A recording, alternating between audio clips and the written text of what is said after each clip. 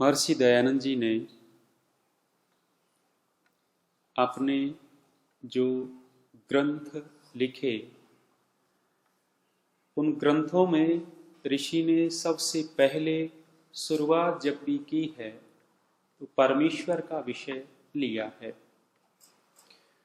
चाहे सत्यार्थ प्रकाश हो, ऋग्वेदादि भाष्य भूमिका हो, दूसरे ग्रंथ हों, प्रारंभ में महर्षि दयानंद जी ईश्वर को याद करते हैं।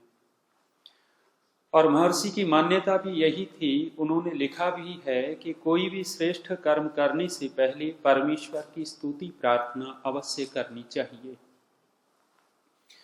श्रेष्ठ कर्मों में परमेश्वर का सहाय अवश्य लेना चाहिए, ऋषिवर की दृढ़ मान्यता थी।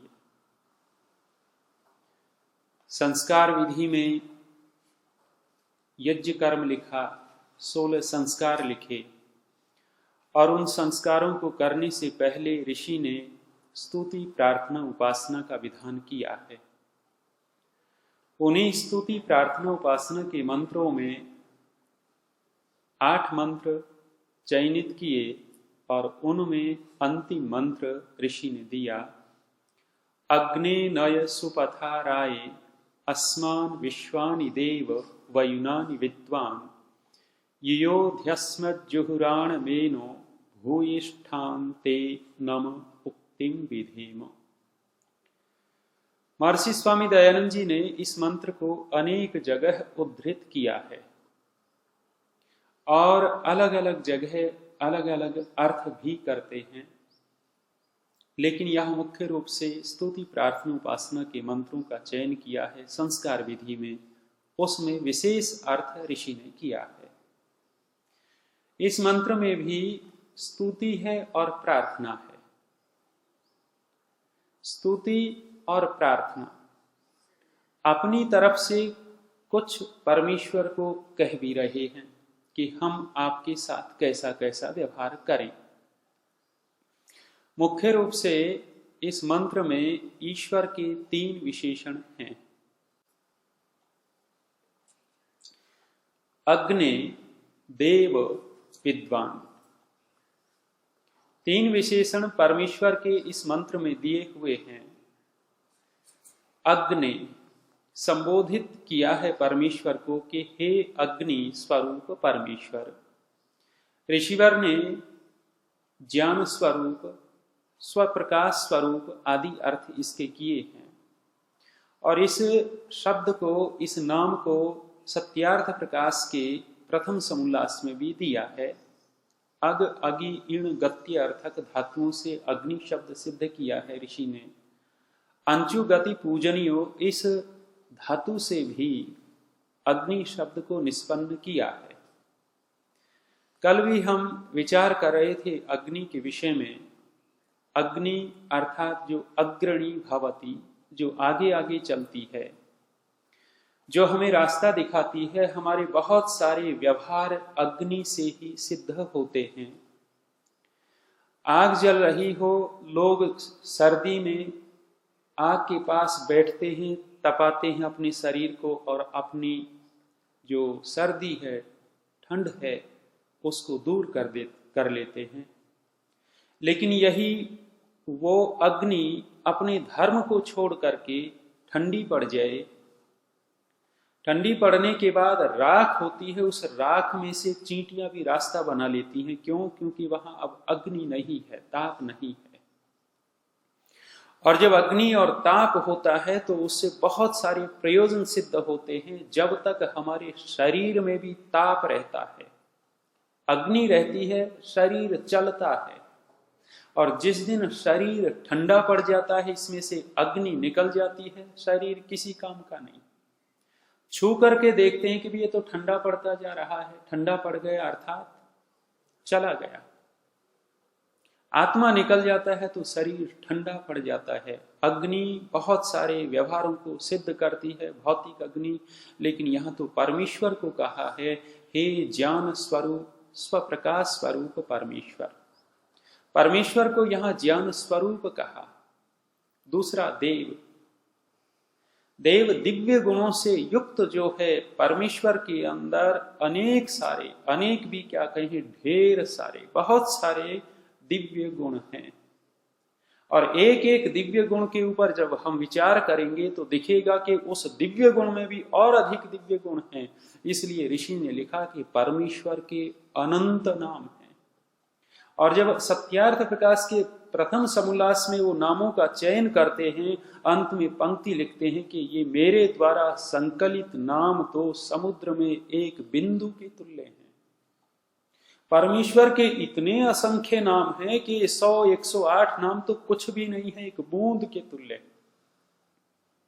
तो परमेश्वर के अंदर अनंत दिव्य गुण हैं, दिव्य गुणों से परमेश्वर भरा हुआ है। एक विशेषण दिया विद्वान। विद्वान अर्थात सब ज्ञानों को, सब परिस्थितियों को, सब व्यवहारों को ठीक ठीक जानने वाला। परमेश्वर सारा का सारा जितना भी ज्ञान विज्ञान है उसको ठीक ठीक जानता है। हम जीवात्माओं से अनेक सारी भूलें होती रहती हैं, हम इतना ठीक ठीक नहीं जान पाते। परमेश्वर विद्वान है, वो ठीक ठीक जानता है। और परमेश्वर को विद्वानों का विद्वान भी ऋषि ने कहा। विद्वानों का विद्वान कहाँ कहा? त्रीणि पदानि निहिता गुहास्य यस्तानि वेदः सः पितुः पिता सत्। वैसे यहाँ उस परमेश्वर को जानता है उसको पिताओं का पिता कहा है, लेकिन इसी बात को जब हम सत्यार्थ प्रकाश में देखेंगे, ऋषि ने परमेश्वर को पिता कहा, पितामह कहा, प्रपितामह तक कह बैठे। अर्थात वही सबसे बड़ा पिता है, उससे बढ़कर के पिता नहीं है, सब कुछ जानने वाला। प्रार्थना की गई है इस मंत्र में, राय अस्मान वयुनानि, हमें अग्नि नय सुपथा, एक सुपथा की प्रार्थना की गई, एक राय की प्रार्थना की गई, एक वयुनानि ये प्रार्थना की गई, और कुछ छुड़ाने वाली प्रार्थना है। ये ग्रहण करने की प्रार्थना है और कुछ छुड़ाने वाली अगली पंक्ति में प्रार्थना है। कहने लगे कि नय हमें ले चल, हमें प्राप्त करवा दे। क्या? सुपथा। ऋषि ने एक सुपथ का अर्थ किया धर्मयुक्त मार्ग, एक अर्थ किया विद्वान लोगों ने जो मार्ग अपनाया है वो मार्ग। धर्मयुक्त मार्ग, विद्वानों ने जो मार्ग अपनाया वो मार्ग ही हमारे लिए कल्याणकारी है। इसलिए कहा कि अग्नि नय सुपथा, सुपथ पर ले चल। कुपथ की कहीं भी प्रार्थना हमें नहीं मिलेगी कि कोई ये कहता हो कि कुपथ पर हमें ले चल। लेकिन एक व्यक्ति हमें मिले थे, कहने लगे जी आज वर्तमान में समाज की ऐसी स्थिति है, आप एक दुकान खोलें और दुकान के ऊपर एक बड़ा सा साइन बोर्ड लगा देवें। उस बोर्ड पे लिखें कि यहाँ बड़ी कुशलता से झूठ सिखाया जाता है, यहाँ बड़ी कुशलता से छल कपट सिखाया जाता है, यहाँ बड़ी कुशलता से दूसरों को ठगना सिखाया जाता है। तो कहने लगे ग्राहक वहां भी आ जाएंगे, दुकान चलती रहेगी उसकी, झूठ सीखने वाले भी मिल जाएंगे। लेकिन वास्तविकता तो ये है कि सुपथ की ही प्रार्थना मिलेगी। प्रार्थना की जब बात आती है तो कहने लगे सुपथा, सुपथ पर ले चल, धर्मयुक्त मार्ग पर ले चल। क्यों कहा? क्योंकि अधर्म से हानियां बहुत हैं, और बहुत क्या, सर्वथा हानियां ही हानियां हैं। अधार्मिको नरो यो हि यस्य चाप्य अनृतम धनम हिंसा रतश्च यो नित्यम नेह असौ सुखमेधते। ऐसे व्यक्ति के सुख नहीं बढ़ते, न इह असौ सुखम एधते। उस व्यक्ति के किसके? अधार्मिक नरः, जो अधार्मिक नर है, अधार्मिक मनुष्य है, उस व्यक्ति के सुखों की वृद्धि नहीं होती। यस्य चाप्य अनृतम धनम, और जिसने अनृत का धन इकट्ठा किया है, अनृत से कमाई की है, उसके भी सुखों की वृद्धि नहीं होती। और हिंसा रतश्च यो नित्यम, और हर समय जो हिंसा में रत है, सुख ही नहीं मिलता। हिंसा, जब ईर्ष्या करता है व्यक्ति, सुख ही नहीं होता। पीछे भी कह रहा था मैं, चेहरे के भाव ही बदल जाते हैं। चेहरे पे जो प्रसन्नता होनी चाहिए थी, वो प्रसन्नता नहीं दिखती। अलग ही उसका हाव भाव, उसकी चेष्टाएं, उसका चलना फिरना, और जिस व्यक्ति से ईर्ष्या करता है उसके विषय में तो कुछ के कुछ उद्गार निकलते ही हैं। हिंसा है ये। हिंसा रतश्च यो नित्यम न इह असौ सुखम मेधते, ऐसे व्यक्ति के सुख की वृद्धि नहीं होती। इसलिए सुपथ के लिए प्रार्थना की, धर्म युक्त मार्ग का हमें अनुसरण करा दे। और राय, धन की कामना की। और धन कैसा? ऐश्वर्य की प्रार्थना की है। ऐश्वर्य बहुत सारा हम सुनते रहे हैं, देखते रहे हैं, पढ़ते रहे हैं, लेकिन जो ऐश्वर्य हम सुनते हैं, धन का, संपत्ति का, भूमि का, बहुत सारे और दूसरे ऐश्वर्य देखते हैं, भौतिकता का, क्या वो वास्तव में ऐश्वर्य है? सिकंदर चल पड़ा अपने यूनान से, और जो भी रास्ते में आ रहा था मारता काटता हुआ आ रहा था। किस लिए निकला? विश्व विजय के लिए निकला। मारता काटता लूटता पाटता आ रहा है। अनेक देशों को अपने अधिकृत कर लिया सिकंदर ने। और हमने सुना कि सिकंदर ऐसा भी था कि कहीं कब्र में भी कोई पैसे डले हुए होते, कब्र खुदवा करके पैसे निकलवाता था। शायद इस्लाम को मानने वाले कब्र में कुछ पैसे डालते हों। और हमने गांव में देखा सुना कि जब सबको जलाने लेके जाते हैं तो कोई कोई लोग मुंह में सोने का टुकड़ा भी डालते हैं। और वो क्या प्रथा है हमें तो पता नहीं, लेकिन करते हैं ऐसे। उसका उपयोग कुछ भी नहीं दिख रहा। वो लोग भी कुछ सिक्के डालते होंगे, सिकंदर भी ऐसे कर रहा था। और जब उसने भारत में प्रवेश किया है, भारत में प्रवेश किया तो भारत में संत लोग होते ही रहे हैं, साधु लोग होते रहे हैं। आगे बढ़ता जा रहा है मारता काटता हुआ। कहते हैं कहीं जंगल में कोई साधु पड़ा हुआ है, लेटा हुआ है। और जब लेटा हुआ है रास्ते में साधु, सिकंदर अपने नौकरों को कहता है कि इस बाबे को कहे कि रास्ता खाली करे। नौकर गए, महाराज रास्ता दे देवें। बात सुनी ही नहीं, अनसुनी कर दी, जैसे इसने कुछ सुना ही नहीं, प्रभाव ही। आराम से लेटे हुए नहीं हटे।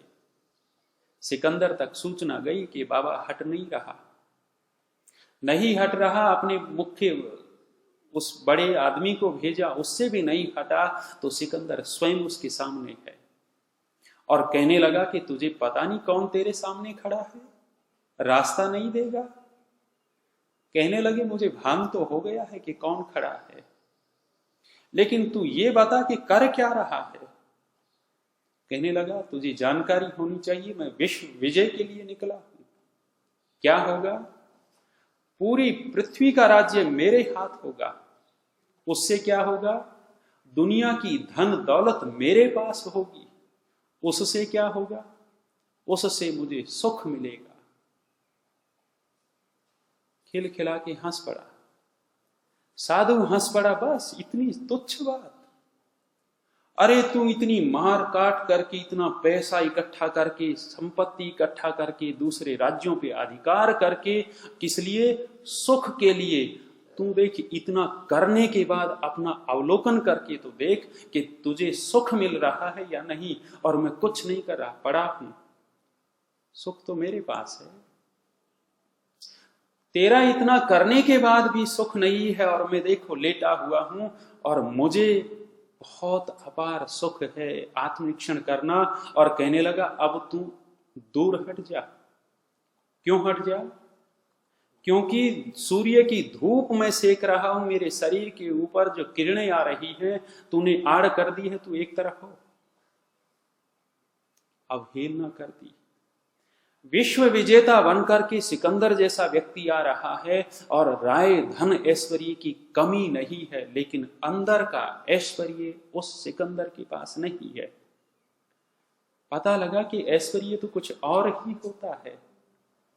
जिसके अंदर निरभिमानता रूपी ऐश्वर्य आ गया, जिसके अंदर शांति रूपी ऐश्वर्य आ गया, जिसके अंदर ईश्वर भक्ति रूपी ऐश्वर्य आ गया, ईश्वर के प्रति निष्ठा विशेष हो गई, ये ऐश्वर्य आ गया, ऐसा ऐश्वर्य इस जीवात्मा को बहुत ऊंचे तक लेकर के जाता है। और जो बाहर का ऐश्वर्य है जीवात्मा की, मनुष्य की दुर्गति करवा देता है। महर्षि उद्दालक, उनके पुत्र थे यवकृत। यवकृत का नाम शायद जैसे जौ से खरीदा हुआ हो, लेकिन यव के बहुत सारे और भिन्न अर्थ भी हैं। महर्षि उद्दालक ने अपने पुत्र यवकृत को बहुत बड़ा विद्वान बना दिया, बहुत बड़ी विद्या दे दी और चारों वेद उसके कंठाग्र हो गए। और यवकृत युवावस्था में चला गया। युवावस्था में बहुत बड़ा विद्वान, और विद्वान जो भी सामने आता है इसकी विद्या के सामने कोई टिक नहीं पाता। शास्त्रार्थ करता है जैसे इसके मुख से, इसके कंठ से सरस्वती निकल रही हो, सबको चुप कर देता है। बड़े बड़े वृद्ध ऋषि थे, वो भी उसकी बुद्धि का लोहा मानने लगे कि यवकृत है विद्वान। और यवकृत में तो दोष आ गया। दोष कौन सा आ गया? ऐश्वर्य से खाली हो गया, अभिमान आ गया यवकृत में। पिता उद्दालक ने समझाया भी, कहने लगे कि बेटे तेरे पास विद्या बहुत है और इस विद्या से तत्व लेना है, ये ऊपर ऊपर नहीं रहना। और मुझे कुछ तेरे अंदर कमियां दिखने लग गई हैं।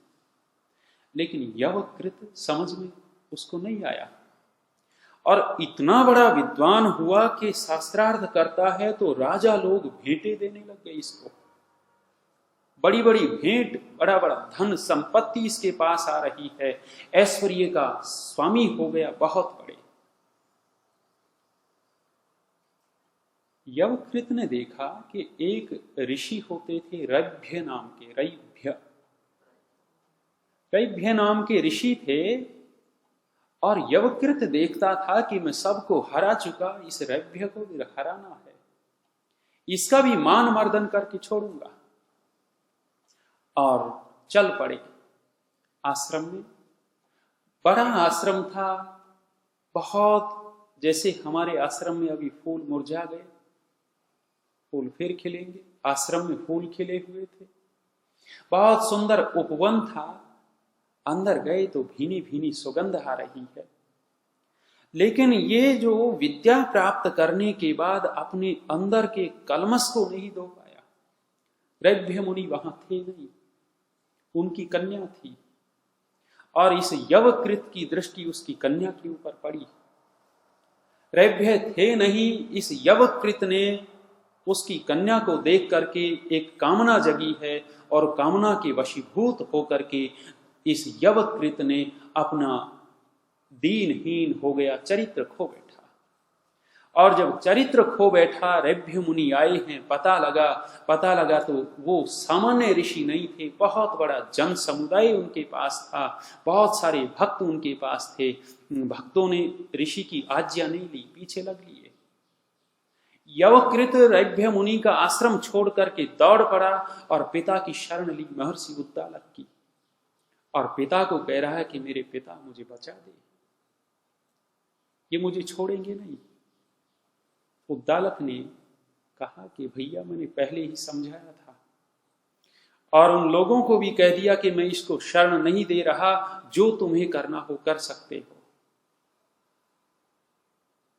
इतिहास कहता है, महाभारत में ये लंबी चौड़ी कथा दी हुई है कह रहे हैं कि जिस यवकृत के पास चारों वेदों का ज्ञान हो गया था, जो यवकृत ऋषि का पुत्र था, जो यवकृत दुनिया का सबसे बड़ा बुद्धिमान बनने वाला था, जो यवकृत दूसरों को अपने वाग युद्ध से परास्त कर देता था, आज यवकृत की हालत क्या है?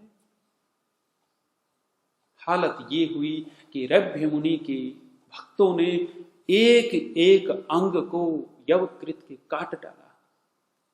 जिस जीवा से यवकृत ने दिव्य रसों का स्वादन किया था, उस जीवा को ही पहले काट डाला और दूसरे अंगों को नौच नौच करके काट डाला। आज यवकृत का कोई अस्तित्व नहीं है। पता लगा कि राय ऐश्वर्य तो कुछ और ही होता है, ये बाह्य ऐश्वर्य तो बहुत फीका है। अंदर का ऐश्वर्य जिसके उद्भूत होता है, वो व्यक्ति निश्चित रूप से आगे बढ़ता है।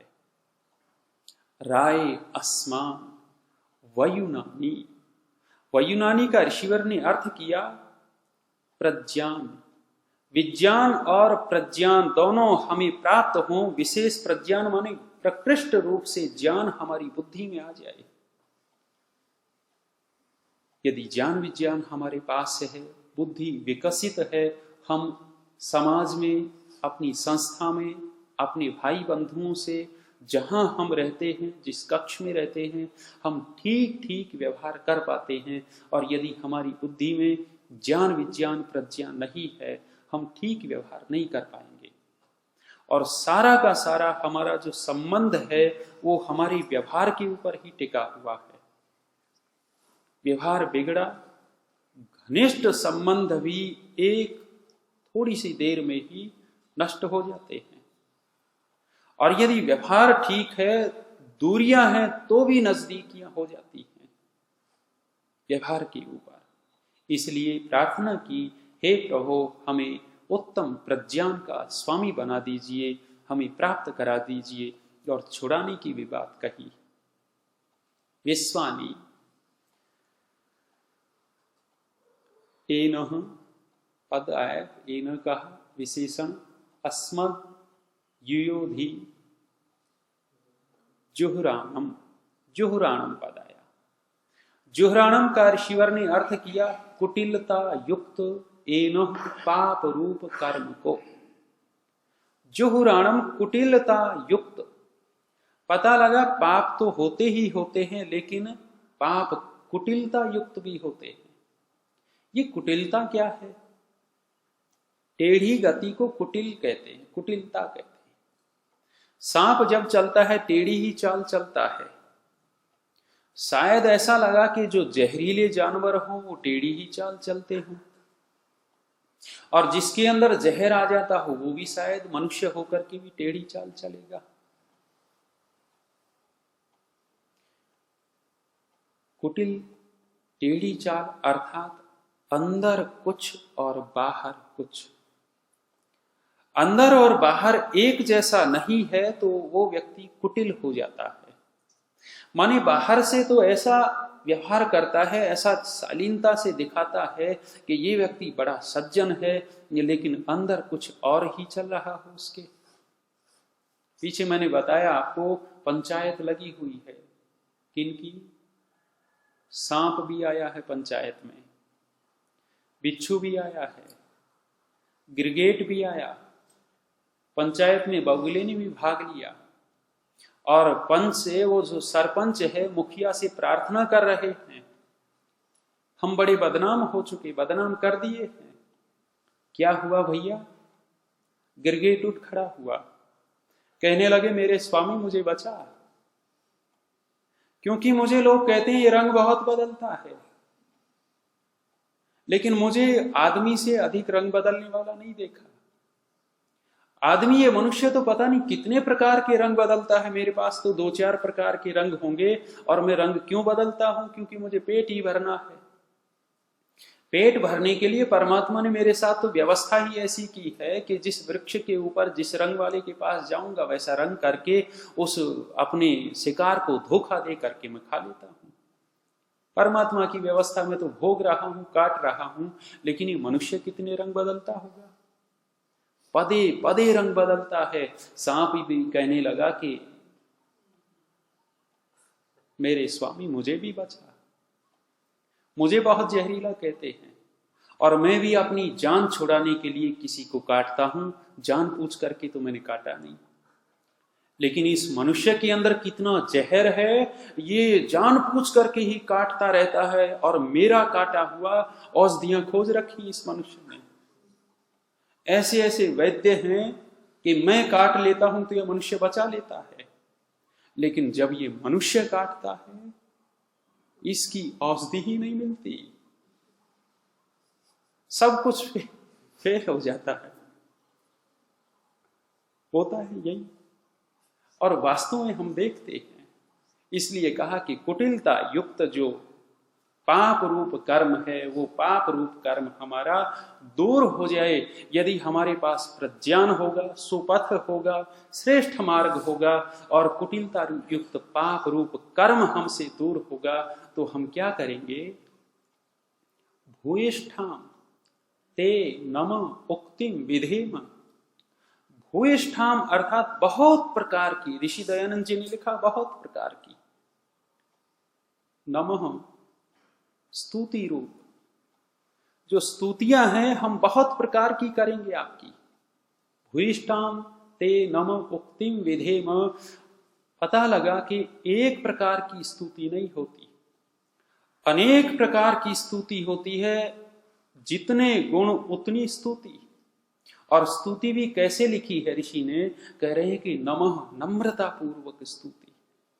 एक स्तुति अकड़ करके कर रहा है, स्वामी जी आप तो बहुत अच्छे हैं, आप ऐसे हैं, आप ऐसे, रामदयाल जी आपके अंदर गुण बहुत हैं, अकड़ करके कह रहा है।